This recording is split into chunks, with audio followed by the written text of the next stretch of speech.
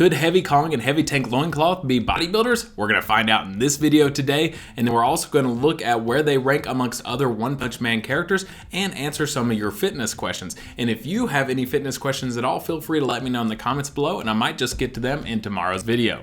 So let's go ahead and look at what we have so far. So far, we have Darkshine leading the way as the Mr. Olympia of the One Punch Man universe, followed by Deep Sea King, Blast, Boros in the amateur bodybuilders division, and then we have in the athletic Saitama, Genos, and then Bomb and Flashy Flash. So one thing I wanted to go over really quick is I got this comment. It was really eye-opening. Actually, here we go. We're going to heart it. So if you're watching this, this is for you.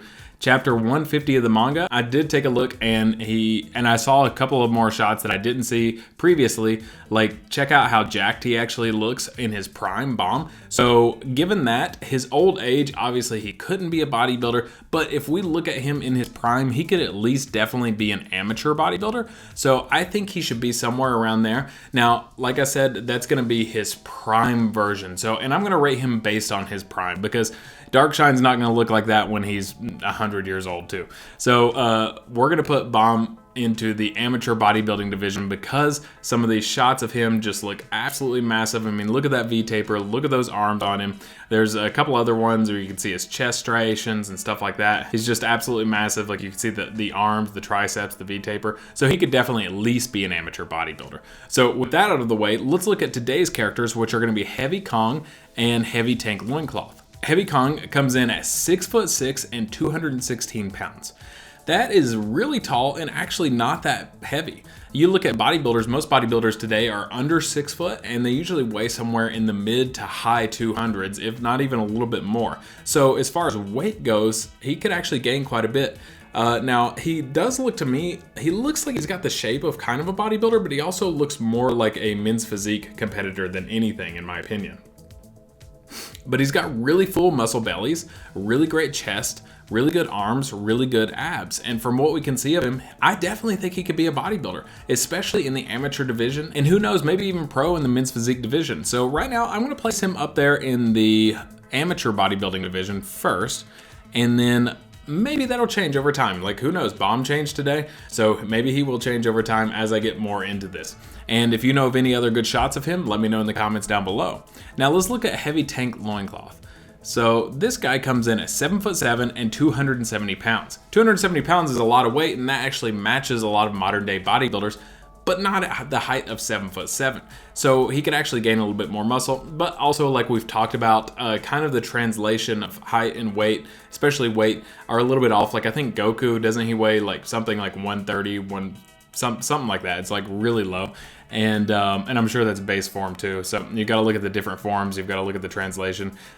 If this guy were actually, what do we say, 7'7", and he looked like this, I mean, I know this one is, I believe, fan art, but it's based on his real physique, and he looks very similar to that. I mean, I would put him about 500 pounds, maybe more.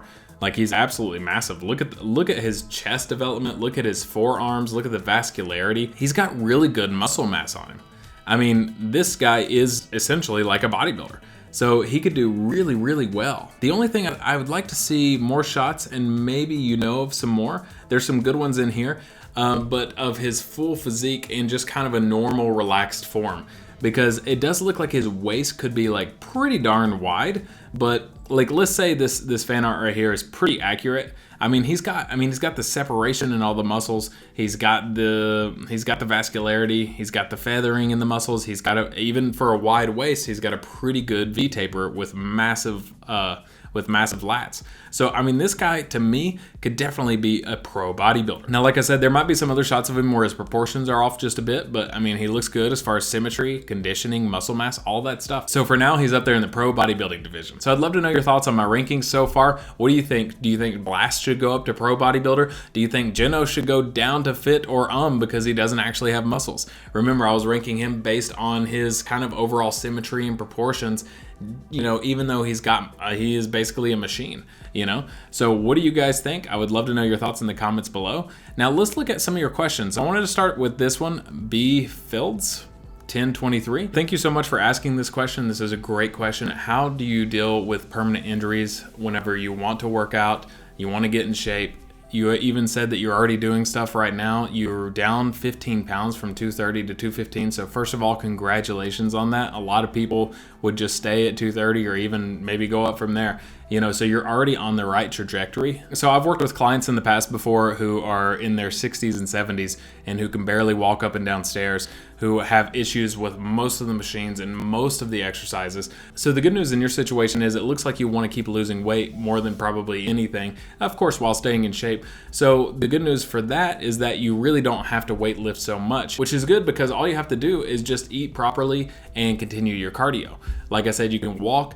You can just make sure you're having enough protein in a day, make sure you're burning more calories than you're taking in, all that sort of stuff. And then as far as the exercising goes, do what you can. Now with that, in terms of cardio, it could be walking, so if you're only getting 5,000 steps a day, take that up to 6,000 or take that up to 7,000. Try to get up to about 10,000 or maybe even just a little bit more if that's what you need to lose a little bit of weight. And if that doesn't work for you, try other forms of cardio or other forms of resistance training, like swimming could be really good. And if not swimming per se, maybe you could do some water weights and resistance training in water. That's actually what a lot of people do in rehab. On top of that, you could use things like bands. Basically just whatever works for you, whatever doesn't hurt you too much, just make sure to stick with that and keep moving forward. And the stronger you get and the more weight you lose, the more things will be available to you. So going back to my clients that were older, there's one in specific that comes to mind. She was 61 years old or so, and she was overweight by about 150 pounds, and she couldn't walk up and down stairs. And what we ended up doing was just have her start walking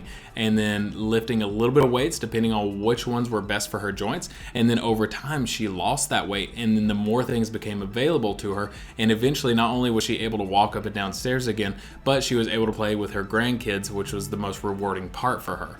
So whatever you can do, just start with that and then move from there. I hope you found that helpful. If you have any more questions about that, let me know in the comments down below. All right, so moving on to the next question and the last one that I'll get to today. Hey, I know you probably get this question a lot, but I was just wondering how you could properly balance a physically demanding job along with a training plan. This is something where you have to look at your schedule and have to look at what open time you have. Now, let's say you're doing a job like construction or something where you're up on your feet all day, you're moving heavy things, you're walking around a lot, you're out in the heat, and it's already physically demanding like that. Then I would say it depends on your goals. So if your goal is to lose weight, then all you really need to do is focus on your nutrition from there, and then look at your schedule, because most people can squeeze in an extra 20 or 30 minutes of training a day. And maybe that looks like getting up earlier before your job and working out maybe at home. Maybe you get a few dumbbells or a few bands or something like that and get in a quick 15 or 20 minute workout before you go to the job. You have to look at your own schedule and determine what is viable for you. What can you do?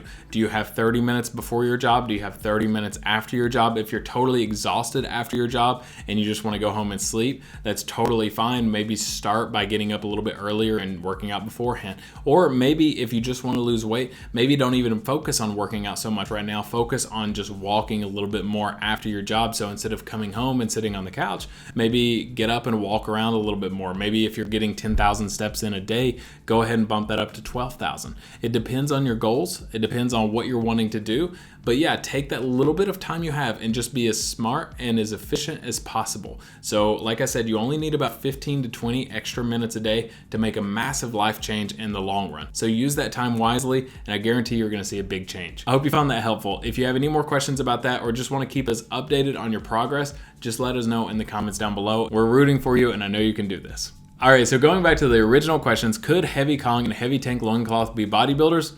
Absolutely. Where do they rank among the One Punch Man characters? Well, somewhere in the middle. Heavy Tank Loincloth, definitely a pro bodybuilder. And I would say Heavy Kong could definitely be an amateur bodybuilder and maybe even a pro in the right divisions. So that's where I would place those guys. And we got to some of your fitness questions. If you have any more, let me know in the comments down below. You can also feel free to join our Discord. If you're enjoying these videos, this series so far, I think we're on day like 7 of 30 or 8 of 30 or something like that. Let me know in the comments down below. I try to read every single one of them. And yeah, if you like this video, make sure to like and subscribe and maybe even share. Thanks so much for watching. I'll catch you in the next one.